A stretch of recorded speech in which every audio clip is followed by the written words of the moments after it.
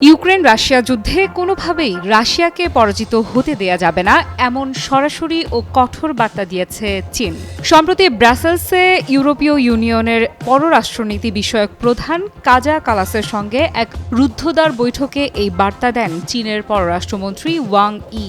প্রায় ৪ ঘণ্টা স্থায়ী এই বৈঠকে চীন স্পষ্ট করে জানায়, রাশিয়ার পরাজয় হলে যুক্তরাষ্ট্রের ভূ রাজনৈতিক মনোযোগ পুরোপুরি চীনের দিকে সরে আসবে, যা বেইজিং মোটেই চায় না। বৈঠকের বিষয়ে অবহিত এক কর্মকর্তার বরাতে মার্কিন সংবাদ মাধ্যম CNN জানায়, ওয়াং ই রাশিয়ার পরাজয়কে চীনের কৌশলগত স্বার্থের বিরুদ্ধে উল্লেখ করেন। তিনি আশঙ্কা প্রকাশ করে বলেন, ইউক্রেন যুদ্ধে রাশিয়ার হার মানে যুক্তরাষ্ট্রের প্রশান্ত মহাসাগরীয় অঞ্চলে সর্বশক্তি নিয়োজিত করা, যার লক্ষ্য হবে চীনের মোকাবেলা। চীনের এই অবস্থান প্রকাশ্যে বরাবরই নিরপেক্ষ বলে দাবি করা হলেও চলমান ভূ রাজনৈতিক পরিস্থিতি ইঙ্গিত দিচ্ছে ভিন্ন বাস্তবতার।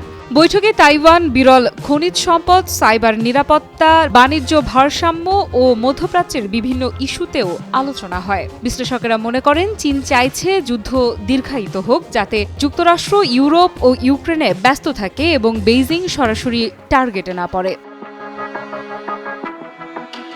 বিষয়টি নিয়ে নিয়মিত সংবাদ ব্রিফিংয়ে চীনা পররাষ্ট্র মন্ত্রণালয়ের মুখপাত্র মাও নিং বলেন, চীন ইউক্রেন ইস্যুর পক্ষ নিচ্ছে না। আমরা সবসময়ই আলোচনার মাধ্যমে যুদ্ধবিরতি ও শান্তি চেয়ে আসছি। তিনি আরও বলেন, আন্তর্জাতিক সম্প্রদায়ের মতামতের ভিত্তিতে চীন রাজনৈতিক সমাধানে গঠনমূলক ভূমিকা রেখে যাবে। তবে এসব প্রকাশ্য বিবৃতির আড়ালেও রয়েছে কৌশলগত বাস্তবতা। ২০২২ সালে ইউক্রেনে রাশিয়ার পূর্ণমাত্রার আগ্রাসনের কয়েক সপ্তাহ আগেই প্রেসিডেন্ট শি জিনপিং এর সঙ্গে পুতিন সীমাহীন অংশীদারিত্ব ঘোষণা করেন। এরপর থেকেই দুই দেশের কূটনৈতিক ও অর্থনৈতিক সম্পর্ক আরও জোরদার হয়। ইউক্রেনের অভিযোগ, রাশিয়াকে চীনের পক্ষ থেকে পরোক্ষ সামরিক সহায়তা দেয়া হচ্ছে। সম্প্রতি কিয়েভের রেকর্ড সংখ্যক ড্রোন হামলার পর ইউক্রেন দাবি করে ধ্বংস হওয়া একটি গেরান-2 ড্রোনে চীনে তৈরি উপাদানের প্রমাণ মিলেছে, যার তারিখ ছিল ২০ জুন। ইউক্রেন ইতোমধ্যে চীনের একাধিক কোম্পানিকে নিষেধাজ্ঞার আওতায় এনেছে, যেগুলো ড্রোন ও ক্ষেপণাস্ত্র প্রযুক্তি সরবরাহ করেছে রাশিয়াকে।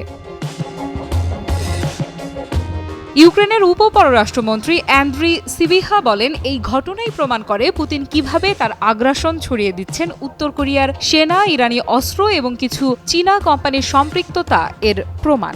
তিনি আরও জানান, ওডেসায় অবস্থিত চীনা কনসুলেট ভবনও সামান্য ক্ষতিগ্রস্ত হয়েছে ওই ড্রোন হামলায়। এছাড়াও অভিযোগ উঠেছে, কিছু চীনা নাগরিক রাশিয়ার পক্ষে ইউক্রেনের সরাসরি যুদ্ধ করছে, যদিও বেইজিং এ অভিযোগ প্রত্যাখ্যান করে বলেছে তারা তাদের নাগরিকদের যুদ্ধ থেকে বিরত থাকার আহ্বান জানিয়েছে। বিশ্লেষকদের মতে, ইউক্রেন যুদ্ধ নিয়ে চীনের অবস্থান কৌশলগতভাবে অত্যন্ত জটিল ও গভীর।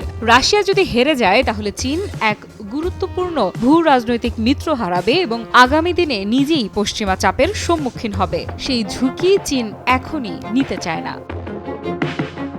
আফ্রিদা ইফরাত, নিউজ 24।